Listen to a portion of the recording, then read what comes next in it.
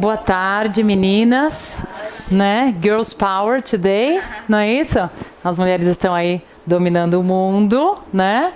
E na área de educação, mais ainda. Bem, eu sou a Maristela, eu sou professora de inglês, de espanhol e de francês na Up to You Idiomas. Eu também sou coordenadora da escola. A Up to You Idiomas é uma escola independente em Osasco. Up to You. Up to You. É uma escola independente em Osasco e nós estamos, neste mês de setembro, completando 18 anos. Então, atingimos a maturidade agora, né? Estamos no processo de tirar carta, sabe? Aquela coisa de 18 anos. Bem, enfim.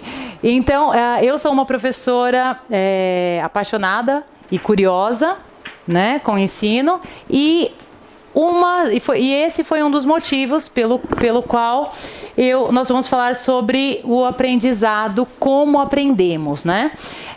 Sempre que a gente vem aqui nas palestras da Dizal, a gente consegue técnicas diferentes de explicar algum conteúdo ou dinâmicas, né? Novas dinâmicas, mas hoje eu quis trazer algo um pouco mais ligado à ciência de como funciona o cérebro. Bem, eu sou a caçula de 4 irmãos, né? Somos em 4 irmãos. Essa que está causando aqui é minha irmã. É minha irmã. Então, por isso, nós somos 4 irmãos. E eu sou a caçula desses irmãos. Tenho 2 filhos. Um filho, o Murilo, um filho biológico, né? Que tem 9 anos de idade. Lindo, esperto, né? Meu filho, né? Filho, né? A gente tem que falar que é tudo isso. Mas ele é mesmo. Inclusive, ele tem um canal no YouTube, tá? Mugsauro. Se você quiser aprender sobre dinossauros, tá, gente? Olha o merchan. Enfim, e eu tenho uma filha que, na verdade, não está comigo. Por quê? Porque eu estou num processo de adoção. Então, pelas minhas contas, a minha filha já nasceu, porém, o nosso encontro ainda não aconteceu. Deve acontecer em breve, eu estou no número já avançado da fila, então em breve terei essa filha comigo. Mas, como uma professora, né, uma futura mãe de uma criança, da qual eu não participei dos primeiros anos de vida, a gente deve adotá-la com uma idade próxima de 4 anos de idade. Eu tenho a preocupação. Então, novamente, como professora e mãe de alguém que vai chegar, mas que não teve uma nutrição biológica e afetiva, veja bem, né? Que eu sei qual é, então isso me levou à busca de ciência neurolinguística, né? PNL, programação neurolinguística e outros assuntos para entender o cérebro do ser humano, né? E especialmente nesses momentos de primeira infância. Quando eu digo nutrição, né? Vocês são todos professores aqui? Sim, óbvio. Todos de inglês? Legal, tá bom. É que eu tinha piadinhas em francês, mas eu vou deixar para outra. Não, tô brincando. Então, nós como professores, né, nós sabemos que essa nutrição ela não pode ser apenas biológica, ou seja, quando a gente cria filhos, a gente quer dar para os filhos o melhor biologicamente falando, né? Os filhos os meus sobrinhos e filhos que vêm da minha família são todos amamentados por bastante tempo, a gente dá a melhor alimentação adequada, né? Você dá inhame orgânico, né?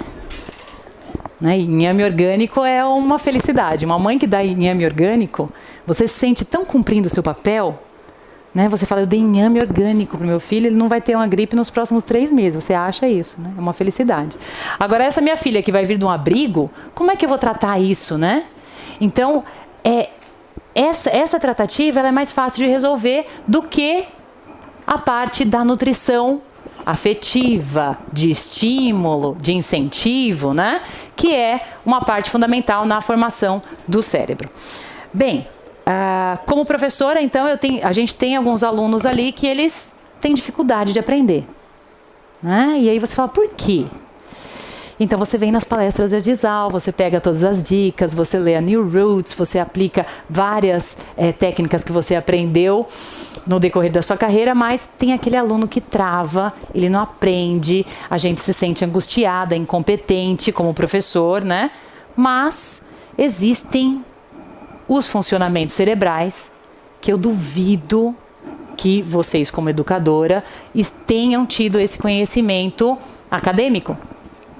Né? A gente faz letras, faz pedagogia, mas é difícil alguém chegar e falar, olha, as sinapses neurais são formadas assim, assim. A gente não sabe, né? Aliás, quando a gente, em várias situações da nossa vida, você se encontra numa situação para resolver um problema para o qual você não foi preparado, né? Isso acontece muito.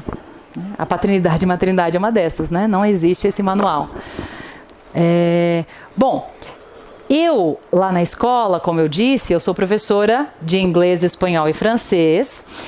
E aconteceu no semestre passado algo muito interessante, que foi o seguinte: vocês como professores, vocês sabem, quando a gente tem a confiança dos pais, os pais trazem problemas que não estão necessariamente relacionados ao present perfect, né? Eles trazem outros problemas. E aí, no semestre passado, os pais de um aluno que é muito inteligente, ele chama-se Leonardo, os pais do Leonardo procuraram a Up to You idiomas, porque o Leonardo estava com dificuldades em matemática. E aí, nos procuraram a outra coordenadora, a Natália, e a Natália disse, olha, a teacher Maristela, né? Teacher, uma vez teacher é sempre teacher, né? Eu dou aula de espanhol e os alunos na sala de espanhol, eles falam, teacher, tenho uma dúvida, né? Então, teacher para sempre teacher. E aí ela disse, a teacher Maristela, ela fez algo ligado à administração, economia, estatística. Eu fiz administração, né? Na graduação. Mas ela fez algo de estatística, você vê as pessoas, né? Quando chegou a informação nessa mãe, já chegou a informação de que eu dava aula de matemática também. E ela me procurou, por favor, me ajude, o Leonardo precisa de aulas de matemática. E eu, no momento ali de embriaguez intelectual, falei, olha, eu dou essa aula. Eu vou dar essa aula de matemática, se não for, né? E é que o que aconteceu foi que exatamente no semestre passado eu me vi dando aulas de matemática para o Leonardo. Imaginem vocês que eu sou coordenadora da escola, sócia, né? Então tem toda um range enorme de atividades que a gente faz, né? Eu tenho tempo sobrando na vida, resolvi dar aula de matemática para o Leonardo. Bem, então nessas aulas de matemática, a primeira coisa que me passou pela cabeça bom, ele teve essa aula com algum professor. Ele é um menino bem nutrido, filho único, estuda em colégio particular, tem toda uma estrutura, escola séria. Por que o Leonardo não aprende matemática? Qual é esse processo? Né? O que faltou nesse processo? Contar um pouquinho desse Leonardo. Ele é daqueles alunos assim que tem uma dos pontos que foram detectados, que eu posso detectar, né, dizer que eu detectei, da dificuldade dele de aprender matemática, era na verdade uma soberba, excesso de autoconfiança. Acontece muito também com as crianças hoje em dia, né? Eles sabem muito mais. Você tem 40 anos, você é velho, você não sabe nada, tia. Né? E eu que estou sabendo. Então o Leonardo explicava alguma coisa para ele e falava, você entendeu? Ele falava, não, entendeu, já entendi. É que na minha cabeça funciona de um jeito diferente. Então, um menino de 13 anos queria ensinar Bhaskara. Sabe, dizer que Bhaskara estava errado, né? Menos B, mais ou menos raiz de delta já era. Né? E ele queria chegar numa solução de um jeito diferente. Então ele fazia todo um processo e falava, olha, tá vendo como eu cheguei na solução? Eu falava, não, mas essa é a solução errada. Né? Então, mas e daí? É uma alternativa, é também uma solução. Veja bem onde está, né, a cabeça da criança. Mas tudo isso aconteceu por quê? Porque ele não sabia onde usar. Ele não sabia para que ele estava aprendendo equação de segundo grau. E aí, voltando às nossas aulas, né, será que a gente consegue, quando a gente está ensinando o nosso famoso e querido Present Perfect, será que a gente consegue mostrar para o aluno para que ele vai usar aquilo, quando, onde? Ou a gente tem uma ansiedade tão grande de colocar que o auxiliar é esse, o verbo deve estar no particípio e existem os irregulares, etc, etc, que a gente passa por isso muitas vezes e não percebe que a gente não tem o essencial, que é para que eu vou usar, onde eu estou, para onde eu vou e como fazer no meio do caminho. Esse meio do caminho, né, que são as metodologias de ensino, os métodos, as técnicas, isso é muito fácil. A gente tem as New Roots aí para ensinar para a gente consegue buscar educadores maravilhosos, né, para nos ajudar a ensinar. Mas e esse porquê, né? E outra coisa, e esse funcionamento? Então é isso que a gente acho que tem que ver junto para poder ajudar os Leonardos que aparecem nas nossas vidas. Bom, como toda teacher, como toda professora, então, eu vou pedir para vocês, né, antes que vocês durmam, né, depois do almoço existe esse risco, gente, né, existe esse risco, ele é um risco real e sério. Eu vou pedir para que vocês em duplas, são todos professores de inglês? Chegou mais uma pessoa lá, também é professora de inglês? Great! Vou pedir para todos vocês, então, que em duplas expliquem um para o outro, uma para a outra, o present perfect. Para que eu uso o present perfect?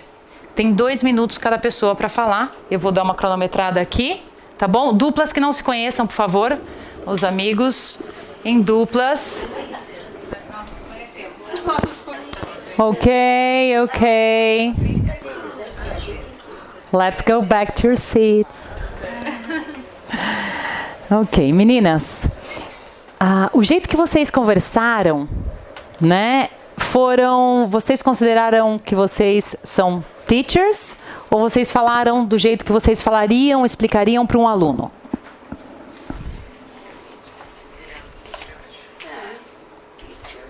Vocês consideraram que são teachers, então falaram de... Alguém usou exemplo? Sim. Vocês usaram exemplo, usaram uma frase de exemplo para ilustrar. Muito bem. Um exemplo que hoje em dia o idioma está em tudo, né?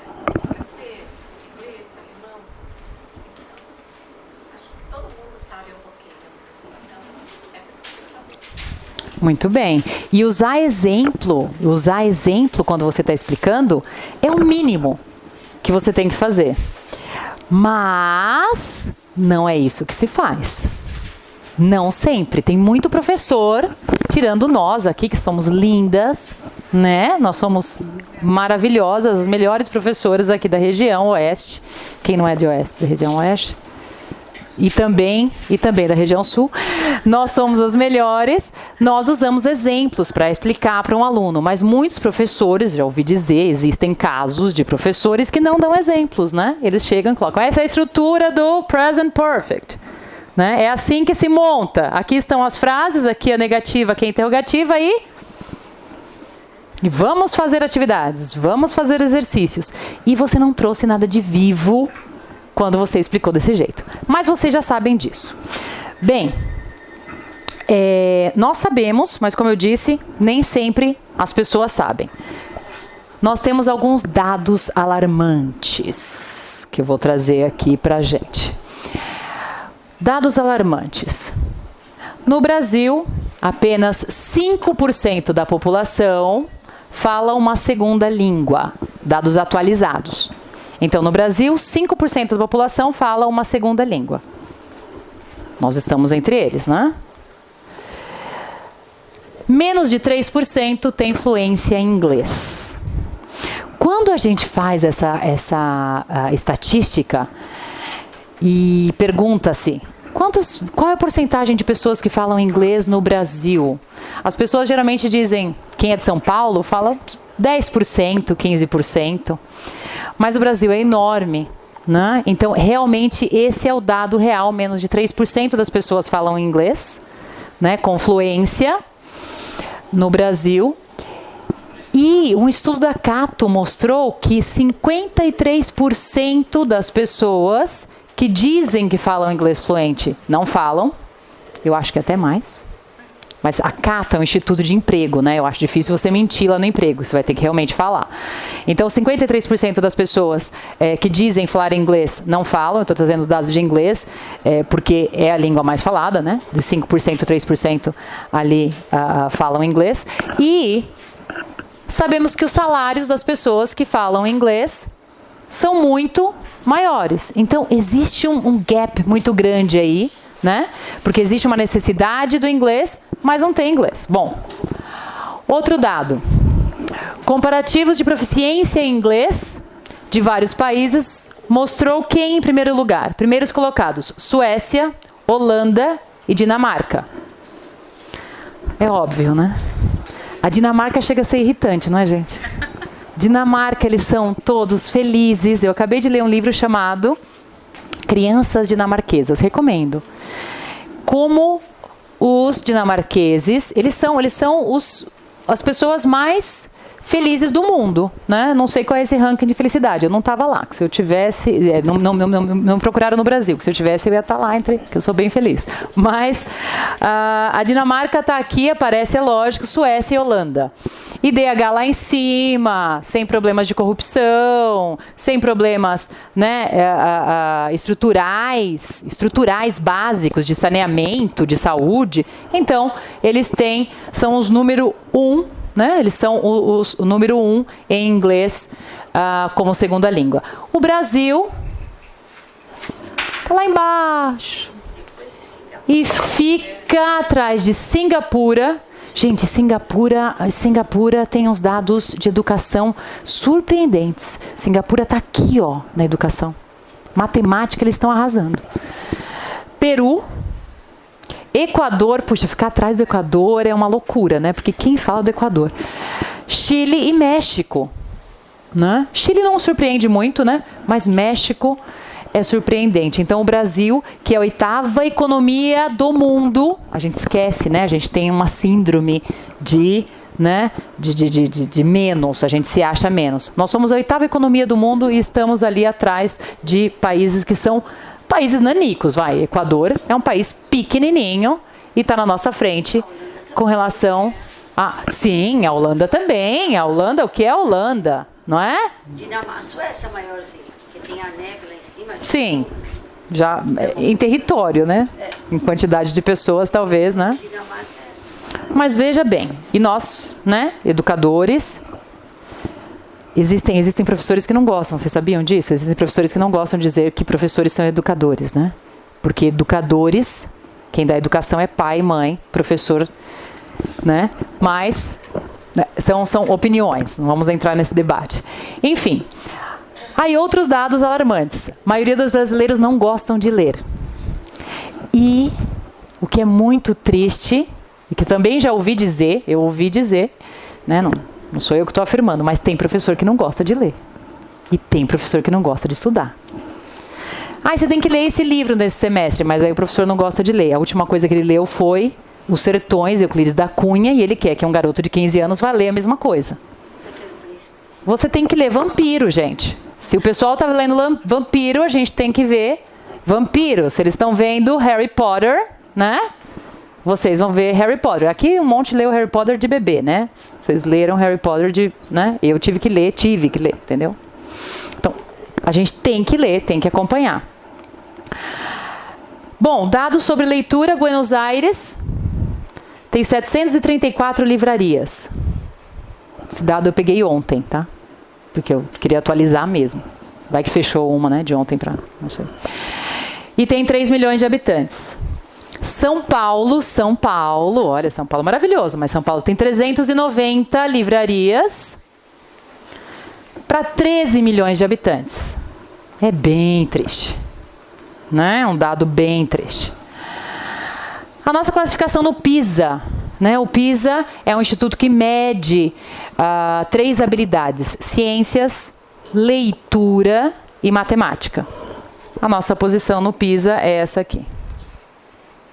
60º entre 76 países. Leitura, a gente está à frente apenas da Tunísia. Não de analfabetos, mas da capacidade de interpretação de texto, né? Leitura é a capacidade de você entender aquilo que você leu. Então, os dados são tristes e alarmantes. A Estela, agora na Copa do Mundo, assim, não sei se a Globo fazia várias reportagens sobre a Rússia, né? Então mostrou, enquanto se preparava para jogos e tal, não sei o quê, eles mostraram as bibliotecas lotadas de jovens lendo. Mas lendo o livro, pegando o livro mesmo, o papel da biblioteca. As bibliotecas lotadas, que eles têm muito. Pois é, um país se forma disso, né? De grandes leitores, né? E como eu disse, existe um crime terrível, que é professor que não gosta de ler, professor que não gosta de estudar, professor que não se atualiza, né? Ele é o exemplo. Nunca as crianças e adolescentes vão ler. E se nós insistirmos, os pais não leem. Não existe uma cultura de leitura, né? Não existe essa cultura. Exato. Todo mundo liga a TV e fica ali sonambulando, né? Porque é exatamente isso. O que acontece no seu cérebro quando você está vendo ali o Facebook por ver, ou assistindo uma bobeira na TV, o seu cérebro ele entra no mesmo estado que ele entra quando você está no sono leve. Ou seja, vamos parar de funcionar. Você fica ali meio, sabe, sonâmbulo, gasta horas e horas ali. Enfim, o professor tem que se atualizar, tem que gostar de estudar, né? E tem que saber como funciona o nosso cérebro. Essa é a proposta de hoje, né? Eu estava conversando com uma teacher, uma colega nossa que gosta de músicas mais antigas, e ela me pediu uma dica. Que música que eu posso passar para minha turma de adolescentes, né? Ela só tem uma música muito boa que eu gosto do Bee Gees, mas eu acho que não vai dar. Não vai dar, né? Bee Gees não vai dar cola. Você pode passar Bee Gees, nada te impede, mas você tem que passar Imagine Dragons, né? Você tem que passar alguma coisa que está acontecendo agora, né? E nós temos colegas, ainda bem, colegas jovenzinhas que trazem as informações do que está sendo tocado no momento, né? Não é para mim, ela veio pedir para mim, mas eu não estou tão atualizada assim. Tem que pedir para as meninas, ali a Bela, por exemplo, que é uma teacher que está aqui, que é jovenzinha. Bela vai passar uma lista para a gente depois de músicas, tá, gente? Para a gente passar para os alunos. Enfim, vamos então chegar no momento do nosso cérebro. Como funciona esse cérebro, a nossa máquina maravilhosa, né? Que é o cérebro. Que eu não sei se vocês já viram essa comparação, é uma comparação talvez um pouco absurda, mas se você comparar o cérebro humano com uma rede de computadores dos mais atualizados, o cérebro bate essa rede de computadores em 50 mil vezes. 50 mil vezes é a capacidade cerebral, né, assim, maior do que a de um computador. Só que o funcionamento é diferente. Como eu disse, eu comecei a fazer pesquisas na área de neurociência, com alguns professores, com a leitura de alguns livros. Aqui no Brasil a gente tem o professor Pierre, não sei se vocês conhecem, é um professor de cursinho, o professor Pierre. Ele é até um pouco radical nas suas colocações, porque ele coloca assim, horário para estudar, uma coisa muito regrada. Mas o professor Pierre é um estudioso da área. Nós temos também o professor, que eu esqueci o nome, né? Que eu já vou falar, mas tem um outro professor aqui no Brasil e algumas leituras que eu fiz de autores internacionais, um deles, Benedict Carey, que fez um livro chamado The Truth About How We Learn. E é muito, muito divulgado. Vocês podem buscar no YouTube, tem resumos. E é um livro maravilhoso, porque ele estudou anos e anos e anos para chegar a algumas conclusões. Bem, uma maneira fácil de explicar, porque eu confesso que eu tive que ler o livro mais de uma vez. Existem muitos termos científicos e, como eu disse, as pessoas que são formadas em pedagogia, letras, né? A gente não quer termos científicos. A gente quer uma tradução mais, né, mais próxima da nossa vida. Então, para ficar mais fácil, vamos entender mais ou menos como funciona o cérebro, como se ele fosse um computador, certo? Bom, vamos imaginar o sistema límbico como a nossa memória RAM. O que é a memória RAM?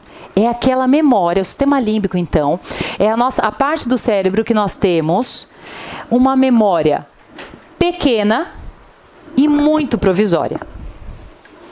Por exemplo, vocês talvez já se viram na seguinte situação. Você está na sala, aí você vai para a cozinha, quando você chega no meio da cozinha, você fala, o que eu vim fazer aqui mesmo? É uma informação que há 2 segundos estava na sua cabeça, ela desapareceu. Exatamente porque é uma informação que está aqui, ó. Tá no sistema límbico. Ou então, e aí o que você tem que fazer, né? Quando você tem uma situação dessa, o que você faz? Você volta lá para a sala e fala, o que era? Por quê? Porque o ambiente, porque você voltar, né? Quando você perde alguma coisa, né? Perder a chave. É um clássico, todos perdem a chave, algumas vezes, né? Outros mais, outros menos. Mas a gente perde a chave e aí você fala, bom, eu vou fazer o caminho por onde eu passei. Não faz isso? Isso é o quê? É tudo o que aconteceu, que ficou aqui na sua memória RAM, ou seja, no sistema límbico, você vai buscando resgatar através de outros sentidos. Cheiro, o lugar que você estava, o movimento que você fez, com quem você falou. Ai, nessa hora tocou o celular. Peraí, eu estava onde? Ah, eu estava lá na sala, então eu vou lá. Essa informação, que ela é muito rápida e fica aqui, é a informação que está acontecendo agora com a gente. Eu estou aqui falando, algumas pessoas estão anotando, né? Outras estão prestando atenção, outras nem tanto. Mas essas informações, elas vão ficando aqui, ó. Ela só passa para o córtex, só passa para o nosso HD depois da gente dormir. Só amanhã. Olha só, isso não é invenção, é científico. E a gente não sabia. Então a aula que você deu hoje, você deu uma aula maravilhosa, falou, arrasei, essa aula foi ótima. Nossa, o Matheus participou, ele nunca participa, né? Sempre tem um que não participa, muitos falam, nossa, todo mundo participou, foi ótima. Tá tudo aqui ainda. Aí, o Matheus vai dormir e corre o risco dessa informação do sistema límbico nunca passar para o HD. Então, a nossa missão, na verdade, não é mais de dar informação, porque também isso já passou, né, gente? Esse momento, existe um livro do Gilberto de Menstein com o Mário Sérgio Cortella, que todas as professoras amam, que chama-se A Era da Curadoria. A Era da Curadoria. Ele diz que agora os professores são curadores. Porque as informações, elas estão aí. As informações estão na internet. Então, com poucas, né, teclas, eu consigo acessar várias informações. Antigamente, as informações estavam com os professores. A minha professora de inglês, a Ângela, quando eu estava na 5ª série, ainda chamava série, né, não era 6º ano, atual 6º ano, a Ângela sabia coisas maravilhosas, sabia um vocabulário lindo de inglês. Ela tinha uma pronúncia linda. Hoje, os alunos pegam o Google e colocam aquela voz daquela pessoa do Google falando aquela pronúncia, ninguém viu a boquinha dela fazer, né, mas viu ali e pronto. Então, se você não for um curador, não selecionar, saber selecionar as informações, o seu papel de professor vai sendo diminuído. Então, o que vai fazer a gente? Se a gente não tem, você não é mais o dono da informação, a informação está aí para qualquer um pegar, né? E o que você fala corre o risco, o que você ensina corre o risco de nunca passar para cá, como é que você vai fazer? Né? Quais são as técnicas que eu vou usar para que as informações que estão ali no sistema límbico cheguem no córtex? Uma das coisas eu acabei já falando aqui, que é o sono, né? Você tem que dormir a informação. Bem, deixa eu passar aqui. Então, a nossa missão é transformar a informação em conhecimento.